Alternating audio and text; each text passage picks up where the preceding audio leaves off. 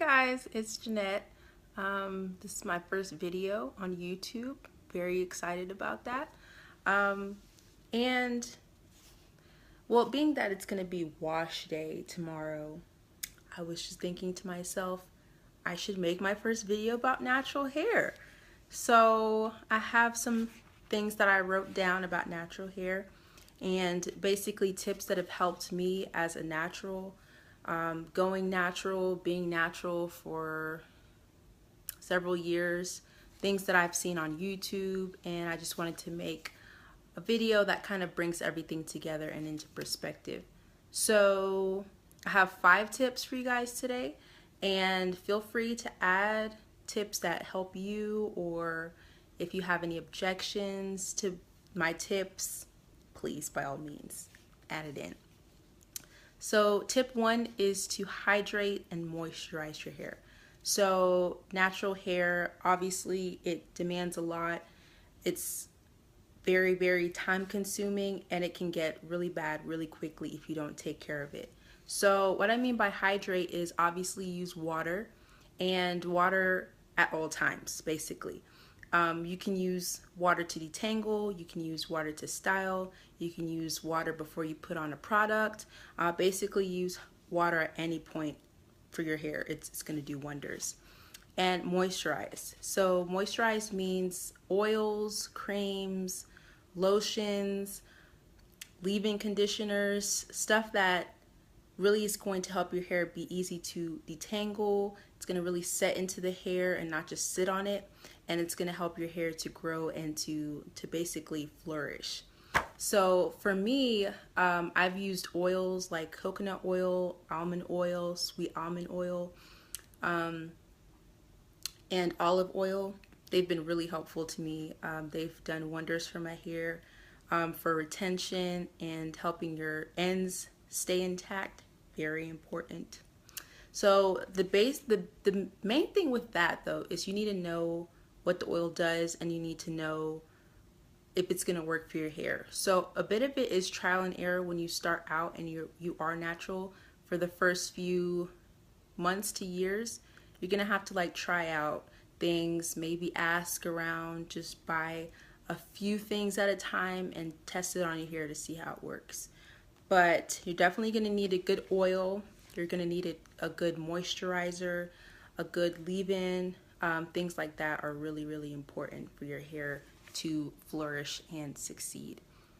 So also with that, you're going to have to find a method that works for your hair. So there's a lot of people who use the LOC method or LOC method or the LCO method.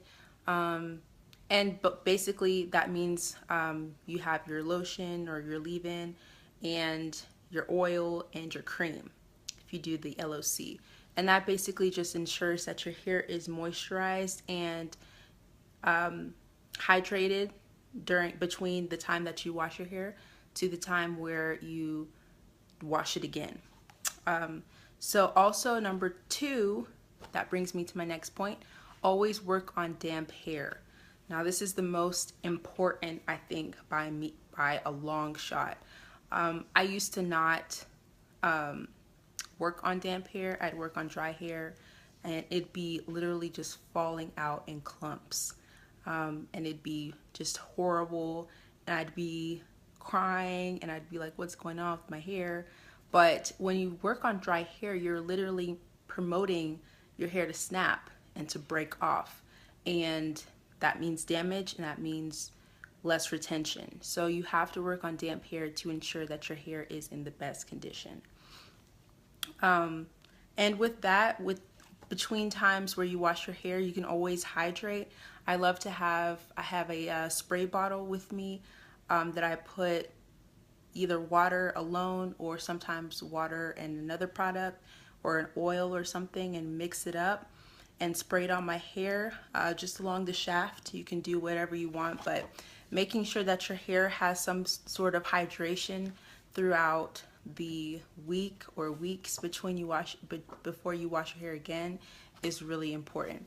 And so that brings me to the third point, which is protective styling. So protective styling, protective styling, protective styling. So right now I have a protective style that's just a bun, just a very simple bun, just gelled this back.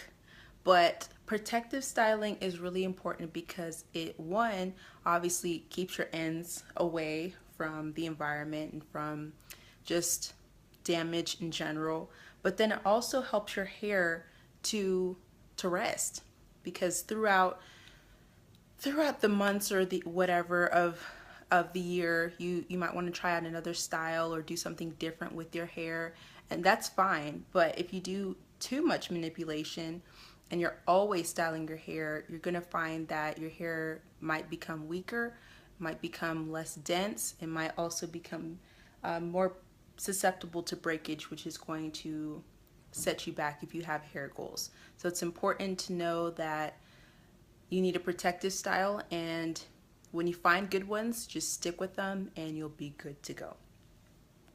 And then with that brings me to number 4, to know what your hair type is. And so by hair type, I don't necessarily mean am I 4A, 4B, 4C, whatever.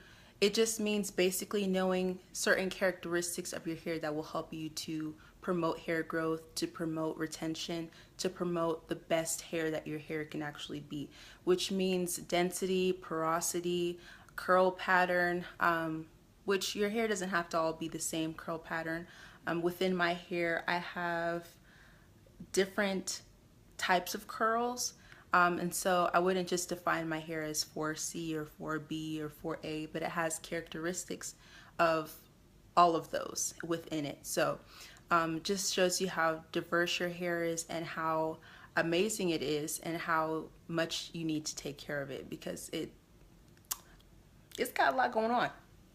But definitely just know what your curl pattern is, know what your hair likes, know what it responds better to, and that's as far as products and styling tools and protective styles. Some might work better than others on your hair, so a lot of it's trial and error, but then also you want to just keep in mind that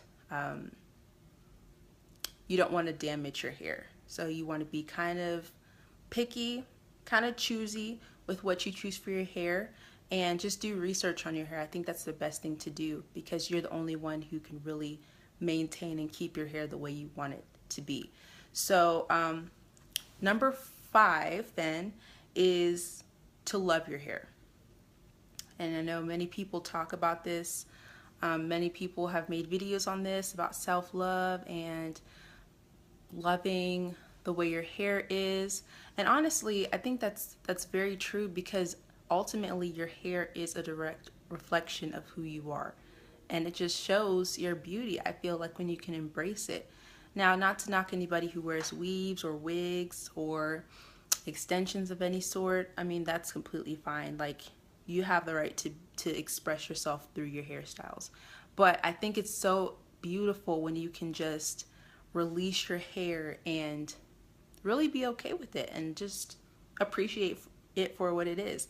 And it takes some time to get there, and there are the days where you just really like, I don't want to do it today, I'm not here for it, but I think ultimately the best thing to do is to just know that you were given this hair and it is your responsibility to take care of it, because nobody is going to take care of it for you. But I mean, it's pretty bomb when you can't take care of it, and it's just like, as I said, bomb. So just, I think that's it. That's 5 tips. But a little side note or extra tip is definitely to see a stylist. If you're just going natural for the first time, it is important to know, like I said, I talked about the products you need, the protective styles, the certain characteristics for your hair. Sometimes you need to go to a stylist to know those things, especially if you have no experience in the hair, in the natural hair department as far as your type of hair.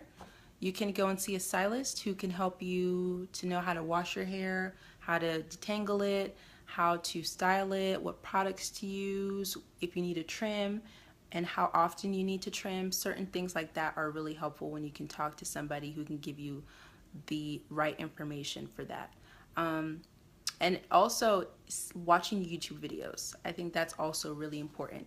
I definitely would not knock anyone wanting to watch a YouTube video, but I would say that the most important thing is to find people who have the same hair texture or hair type as you do, because I feel like if you watch someone who has the texture that maybe you wanted to have but you don't particularly have, that can cause a lot of wanting your hair to do things that it's not going to do. It's just straight up. It's just not going to do certain things. It's just not. So I think watching people who have the same texture, who've gone through the same trials, who have the same experiences as you do, will largely help your natural hair journey, and you will definitely be right on track to see that hair growth, girl. So I hope that these tips have helped you. I hope that you can use them on your journey, daily, weekly, monthly, yearly, forever. Go naturals. But definitely, if you guys want to see any other videos or want me to talk about any other topics on my channel, please let me know in the description box. And yeah, I'll see you guys in the next one. All right, bye guys.